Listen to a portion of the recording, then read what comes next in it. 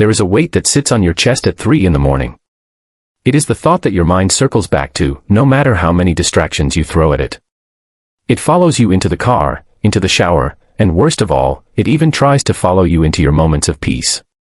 It is the problem that won't let you go. The one you've prayed about, the one you've cried about, the one you've tried to reason your way out of, and yet, it remains. Stubborn. Persistent. Unmoving. You have asked yourself, why is this happening to me? You have searched for the exit, the loophole, the quick fix that will make it disappear. But it doesn't disappear. And you feel like you are running in quicksand. But here is a shift in the axis of your understanding. What if the problem is not a wall in your path, but a door? What if the thing that is chasing you is not an enemy, but a guide? This is the truth that will unsettle you before it sets you free. The problem that won't let you go is the very thing that is trying to get you to wake up. It is persistent because you are deaf. It is loud because you are asleep. You have been treating the symptom while ignoring the soul. You have been asking for a change in your situation, but the universe, the divine, is asking for a change in you. You want the pain to stop, but the pain is not the problem. The pain is the herald. It is the messenger standing at the gate of your heart, knocking louder and louder because you refuse to open the door. You are trying to shake it off, but it is stuck to you because it is a part of the fabric of your growth. It is stuck to you like a shadow is stuck to your feet. You cannot outrun it. So, what if you stopped running? What if, instead of asking God to remove the problem, you asked God to reveal to you what the problem is carrying? Because a problem of this magnitude does not arrive empty-handed. It arrives with gifts you cannot see. It arrives with strength you cannot feel until you are broken. It arrives to strip you of the illusions you cling to, the illusion that you are in control, the illusion that you are self-sufficient, the illusion that this life is meant to be a garden of ease. The problem is the fire that burns away the rust of your soul. You are hurting because the rust is deep. The weight is heavy because you have been carrying things that were never meant to be carried. The problem is not your punishment, it is your purification. You have two choices in this moment. You can continue to wrestle with it, exhausting yourself in a battle of resistance, or you can embrace the wrestle.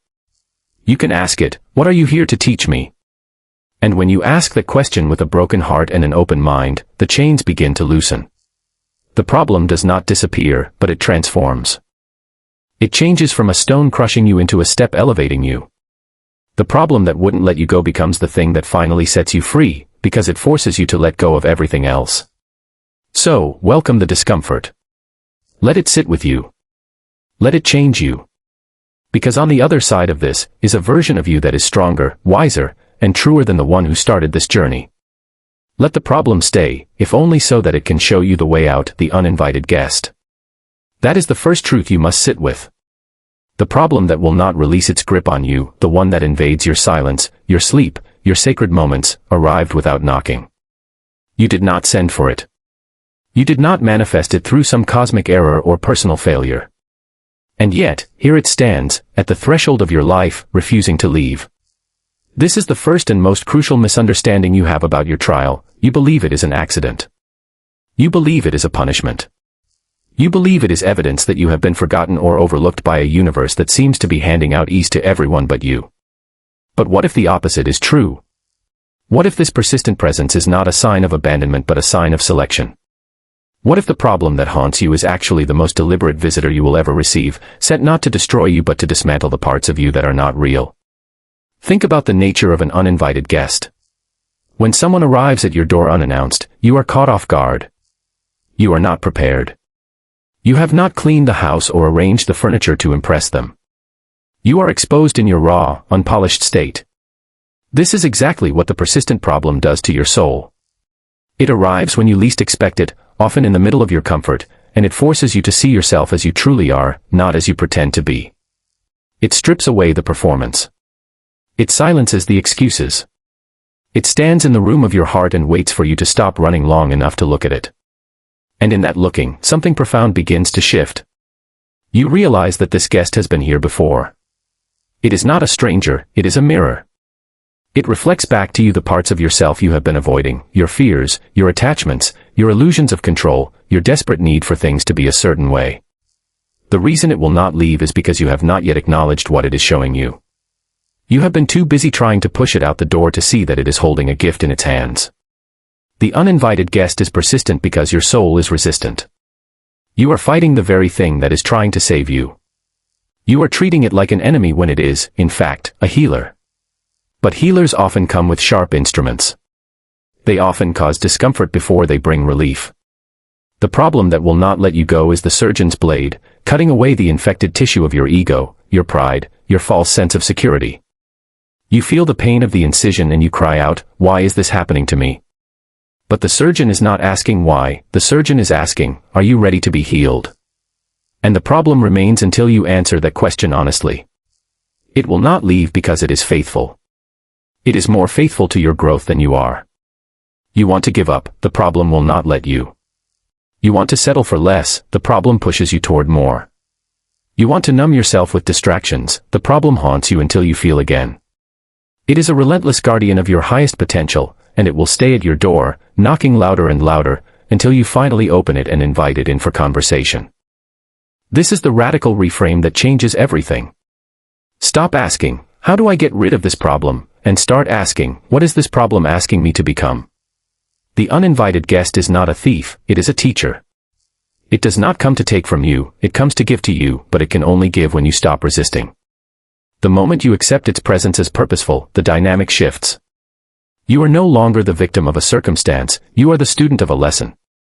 And the lesson is always the same beneath the surface, you are being called to awaken. You are being called to remember who you are beyond the chaos. You are being called to trust the process even when you cannot see the outcome. The problem stays because you are not yet ready to receive the wisdom it carries, and it will stay, patiently, relentlessly, until you are. This is not cruelty, this is love. This is the fierce love that refuses to let you remain small. So welcome the uninvited guest. Offer it a seat. Pour it some tea. And listen to what it has come all this way to tell you, the mirror effect. This is the second truth that will rearrange your understanding of the struggle that clings to you. The problem that will not release you is not some random affliction floating in from the outer world to torment you, it is a reflection, a precise and unfiltered image of your own interior landscape. You have been looking outward for the source of your distress, scanning your environment, your relationships, your circumstances, searching for the culprit that has stolen your peace. But the mirror does not lie. When you stand before a mirror, you do not blame the glass for the blemishes on your face, you understand that the glass is merely showing you what is already there. The same is true for the problem that haunts you. It is a mirror held up to your soul, revealing the contours of your attachments, the depths of your fears, and the places where you have fallen asleep to your own truth. And you cannot shake it because you cannot shake yourself. Wherever you go, you carry the reflection within you, and so the problem follows, persistent and unwavering, until you finally turn to face the image it is showing you. Consider the nature of what the mirror reveals. It shows you where you are attached. The problem that will not let you go is often rooted in a deep clinging to a particular outcome, a specific person, a desired identity, or a familiar comfort.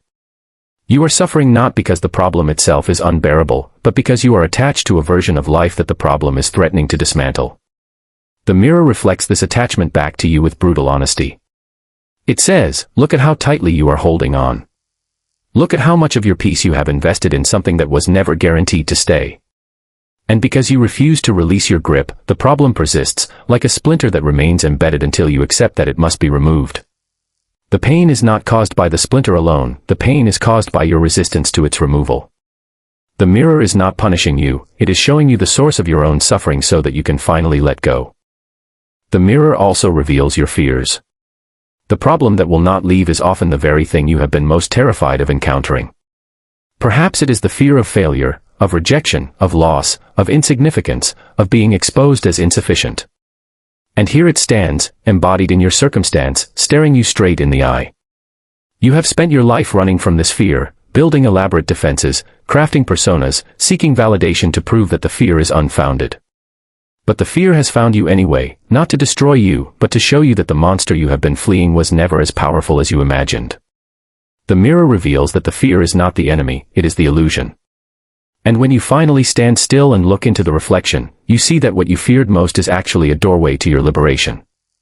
The problem stays because you have not yet looked deeply enough to see that the fear is hollow, that it has no substance beyond what your mind has given it, and that on the other side of that fear lies a freedom you cannot yet imagine. Finally, the mirror reveals where you are still asleep to your own truth. The problem that will not let you go is a wake-up call. It is jarring, uncomfortable, and relentless because you have been numbing yourself to your own reality. You have been living on the surface, distracted by the noise of daily life, avoiding the deep questions that your soul is desperate to ask. The problem forces those questions to the surface. It says, why are you here? What are you living for? Who are you when no one is watching? And your inability to answer these questions with clarity is precisely why the problem remains. It will keep shaking you until you wake up, until you stop sleepwalking through your existence and begin to live with intention, with presence, with authenticity. The mirror is not your enemy, it is your most honest friend. It reflects your attachments so you can release them. It reflects your fears so you can face them. It reflects your sleep so you can finally rise. And the problem that won't let you go is simply the mirror waiting for you to open your eyes and see yourself as you truly are, not as you have pretended to be, so that you can finally become who you were always meant to become, the architecture of stagnation. This is the third truth, and it is perhaps the most humbling revelation you will encounter on this journey.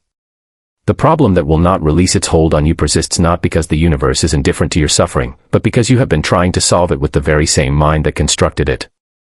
You are standing inside a labyrinth, tracing the same corridors over and over again, convinced that if you just think harder, plan better, or strategize more meticulously, you will eventually find the exit. But the exit is not on the map you are holding. The map was drawn by the same architect who built the walls that confine you. Your current consciousness, your habitual way of thinking, your default patterns of response, these are the bricks and mortar of the problem itself. You cannot dismantle a prison with the tools that built it. And so the problem clings to you, stubborn and immovable, because it is waiting for you to stop applying the old solutions and start cultivating an entirely new way of being. Think about the nature of stagnation. Water that does not move becomes stagnant. It gathers debris, breeds decay, and loses its vitality. The same is true for your consciousness when it ceases to evolve. You have been approaching this problem from the same angle for months, perhaps years. You have replayed the same scenarios, rehearsed the same arguments, applied the same logic, and expected a different result. This is the definition of unconscious living. The problem is not the obstacle, the problem is your refusal to grow beyond the version of yourself that the obstacle was designed to challenge. The universe, in its infinite wisdom, does not remove challenges from your path, it expands your capacity to meet them. But expansion requires discomfort. It requires the dismantling of old structures. It requires you to admit that the person you are today is not equipped to handle the person you are becoming tomorrow. And so the problem stays, pressing against you, applying just enough pressure to force a fracture in your old ways, because only through that fracture can new light enter. Consider the futility of using the same mind to solve the problem that mind created. Every anxious thought you generate, every fearful scenario you project, every desperate attempt to control the uncontrollable is born from the same cognitive framework that produced your initial distress. You are running on a hamster wheel, expending immense energy, going nowhere, and wondering why you are so exhausted. The problem will not let you go because you have not yet had the humility to say, I do not know. You have not yet surrendered the illusion that you can figure this out on your own. You have not yet opened yourself to a wisdom that transcends your limited perspective. The architecture of stagnation is built on pride, on the belief that your intellect alone can navigate you through this darkness. But the darkness is not a puzzle to be solved, it is a mystery to be lived. And living a mystery requires a different kind of intelligence, one that listens rather than analyzes, one that receives rather than controls, one that trusts rather than fears. The problem persists because it is demanding an upgrade in your consciousness. It is not asking you to change your circumstances, it is asking you to change your state of being. It is asking you to shift from a mindset of scarcity to one of abundance, from fear to faith, from resistance to acceptance, from control to surrender. This is not a passive surrender that gives up, it is an active surrender that opens up. It is the recognition that the solution lies not in fixing the problem, but in transcending it. And transcendence only occurs when you stop fighting the problem and start learning from it. The moment you cease trying to solve it with the old mind, you create space for a new mind to emerge. And that new mind does not see the problem as a threat, it sees it as a teacher. It does not see the stagnation as a failure, it sees it as a gestation period. The problem that will not let you go is the midwife of your evolution, and it will stay, patient and relentless, until you are ready to be born into a new way of seeing, a new way of thinking, and a new way of being that no longer recognizes the old problem as a problem at all, the spiritual pressure. This is the fourth truth, and it will recalibrate everything you thought you knew about the weight you are carrying.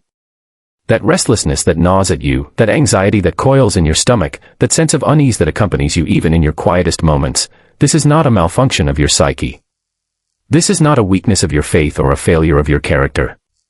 This is pressure, and pressure is a form of communication. It is the friction of your current state rubbing against your potential. It is the tension between who you are and who you are being called to become. And just as physical pressure in the earth creates diamonds, spiritual pressure in your soul is forging something invaluable within you. The problem that will not let you go is the source of this pressure, and it remains because you have been misreading its message. You have been interpreting the discomfort as a sign that something is wrong, when in reality, it is a sign that everything is aligning for a profound transformation. Consider the nature of spiritual pressure. When a musician tunes an instrument, they apply tension to the strings.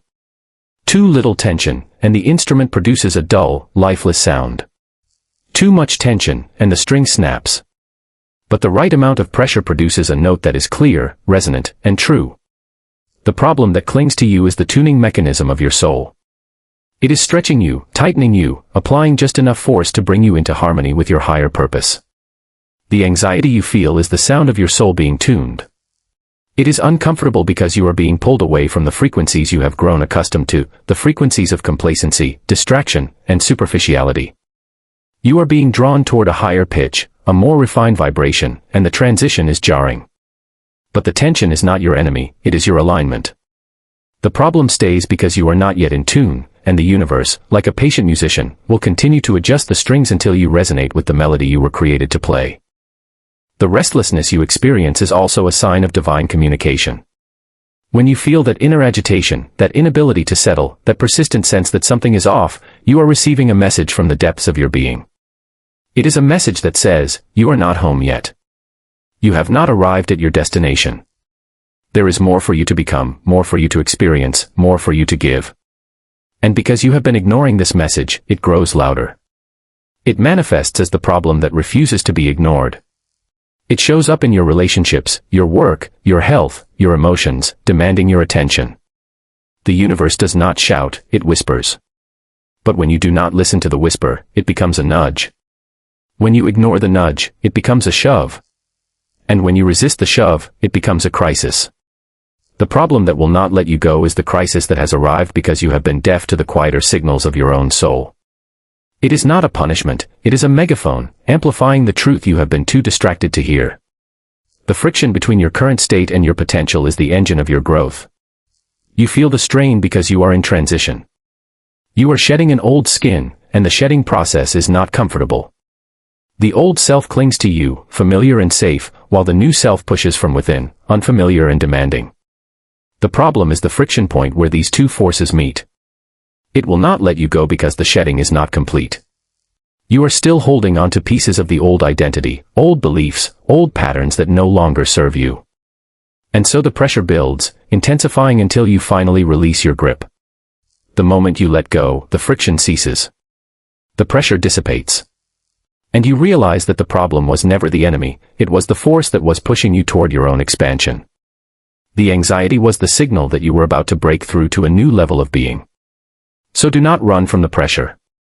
Do not numb the discomfort. Sit with it. Feel it fully. Ask it what it is telling you.